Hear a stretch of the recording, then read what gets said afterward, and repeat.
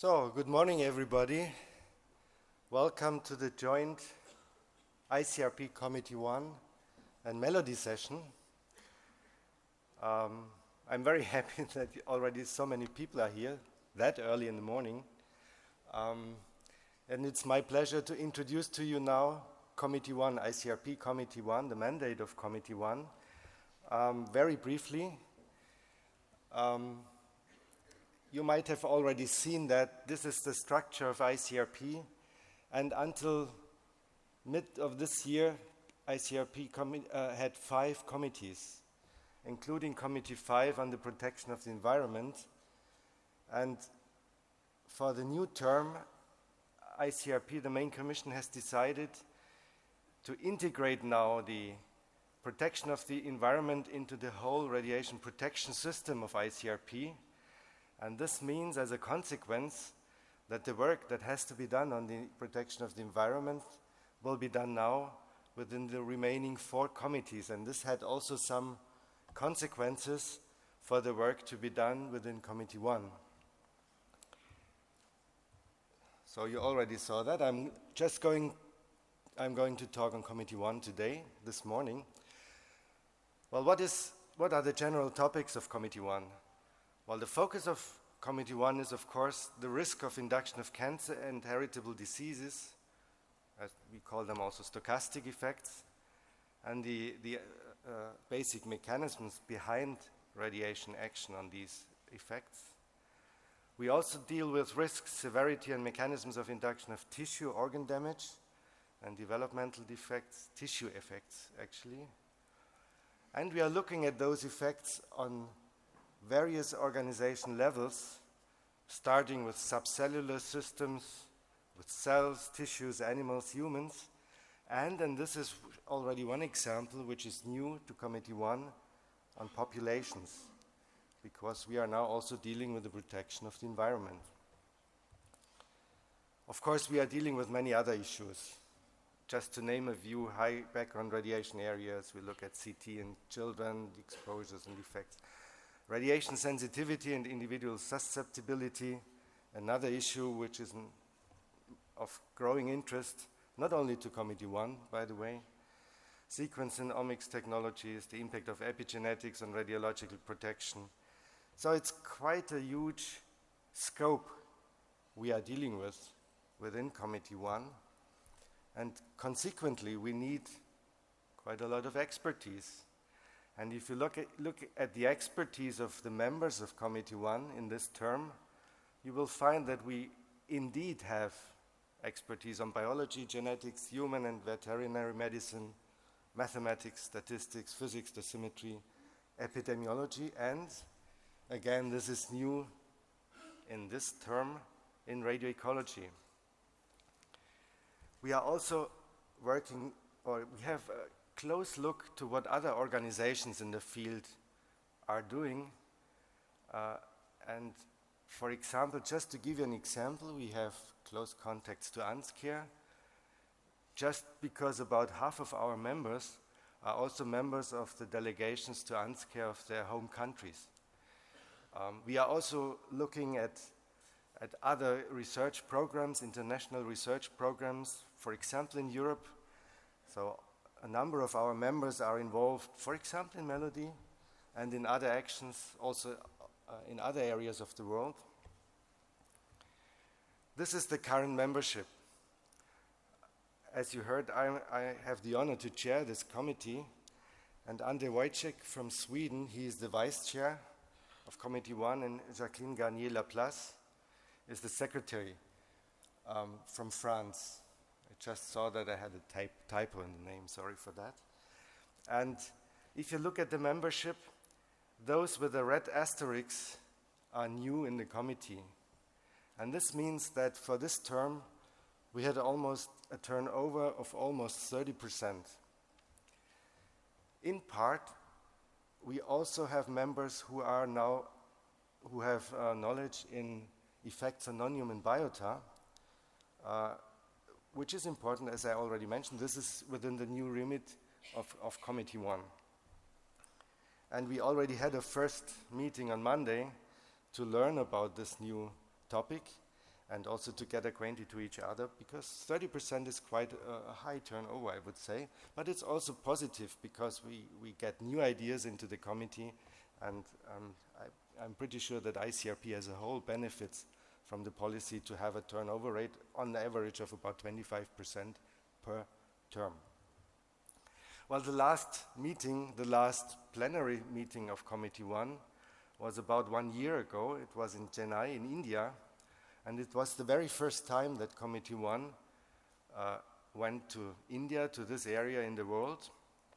And we decided that, in part also because we could also participate in a large event there in the International Conference on Radiation Biology, which took there in Chennai, India. And for this reason, we tried to combine both the committee meeting and this conference. And just to mention a little bit, or to give you a flavor how Committee 1 is working and try to get visible to the outside. So there was a dedicated session at this international conference dedicated to work of Committee 1. There was a dedicated panel session where all members of Committee 1 sat on the panel, on the floor, and we had to answer questions which came from the audience, from the Indian colleagues. And all of us, all committee members, gave talks at this conference as well, and some had even gave 2, and some even gave 3 talks. So I think this increased the visibility of the work done by ICRP Committee 1 in this area of the world considerably. We also had a lot of satellite meetings with research centers there, university institutes, so it was quite a busy week, but I think it was very, very successful to increase also the visibility of ICRP as a whole. These are the colleagues who helped, who joined the meeting, who participated in the conference, and I should also say that we benefited a lot from the fact that one of our members comes from India, so she helped quite much to organize everything.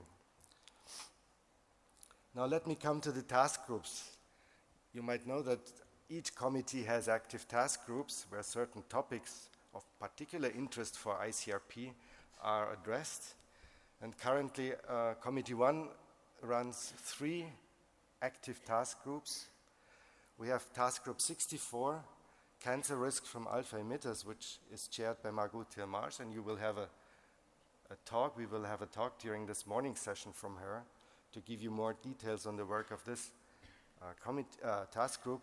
Just to remind you that this task group produced in the past ICRP 115, the report on lung cancer risk from radon and progeny, and statement, including the statement, the ICRP statement on radon. Of course, this was only, let's call it a first step, because there are other alpha emitters as well, not just radon and progeny.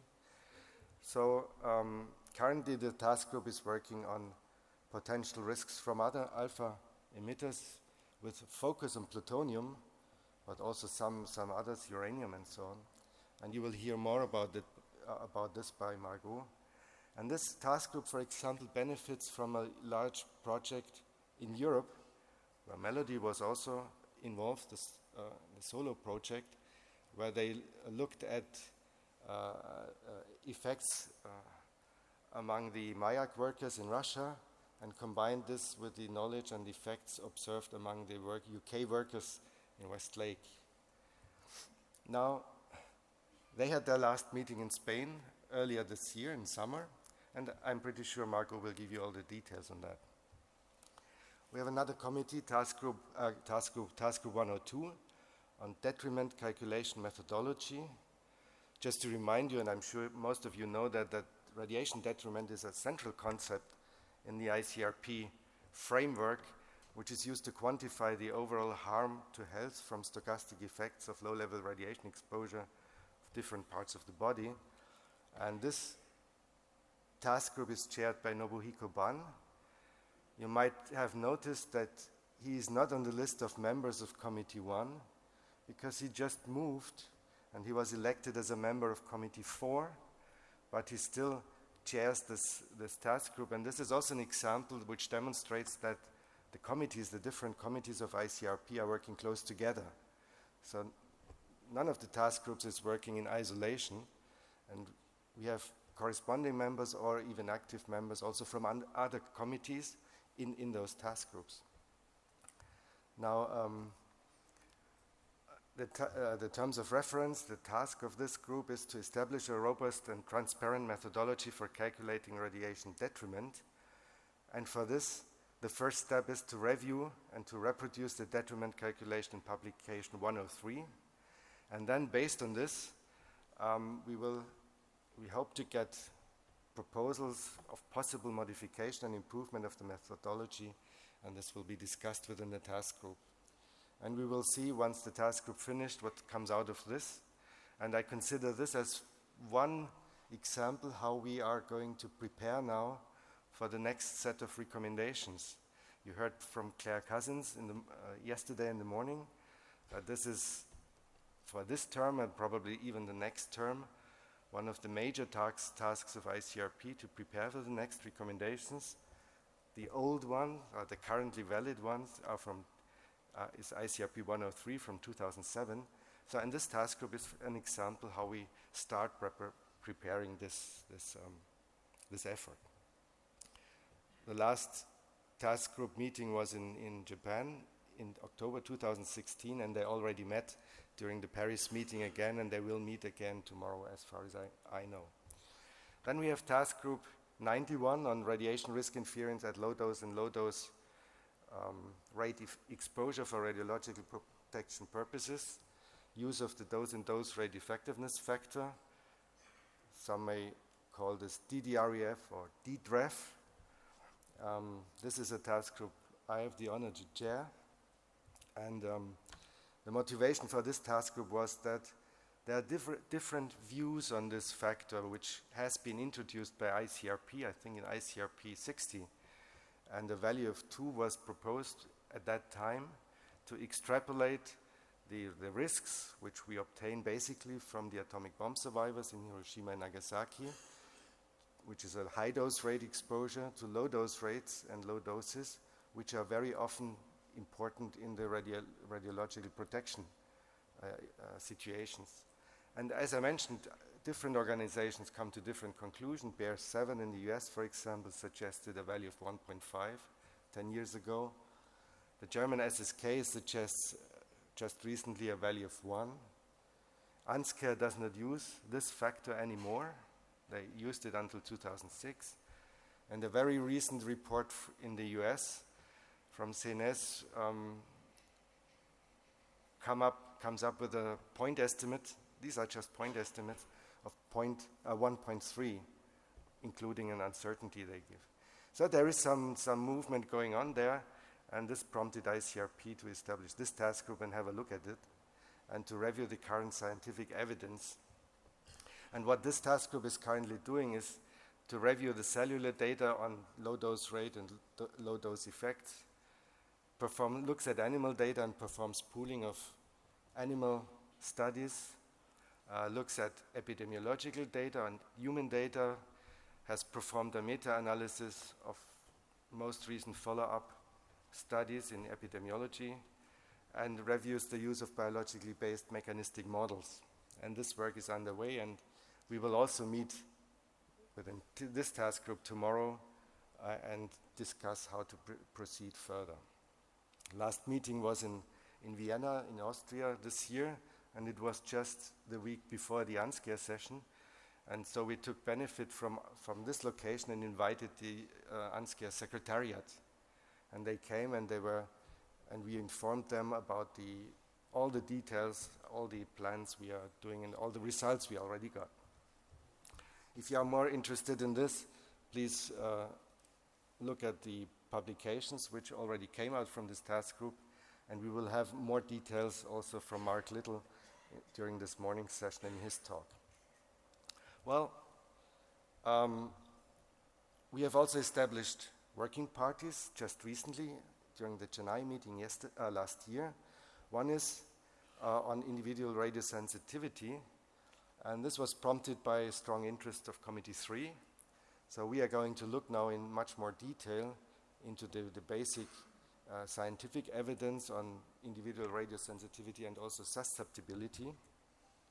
And we have also established a small working party on circulatory diseases to understand the current scientific evidence on radiation-induced effects with this endpoint. So, at this meeting, at this symposium, I already mentioned Committee 1 already met. I'm finished, almost. Last slide. So we will focus on the active task groups and working parties, of course.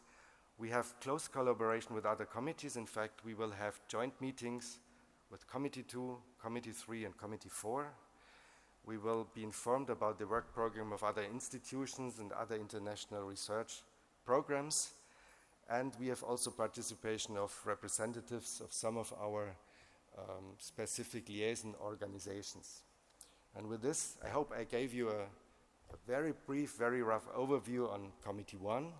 And I thank you for your attention. Thank you very much.